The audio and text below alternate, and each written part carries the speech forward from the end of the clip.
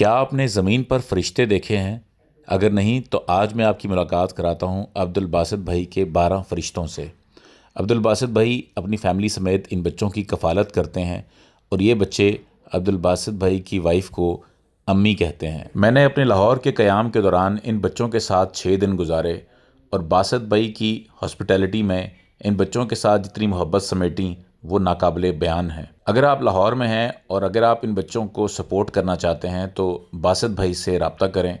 आगाज़ सहर इन बच्चों को कफ़ालत करती है और इन बच्चों को तमाम वो फैसिलिटीज़ देती है जो कि एक खाते पीते घराने में किसी बच्चे को मैसर होती हैं।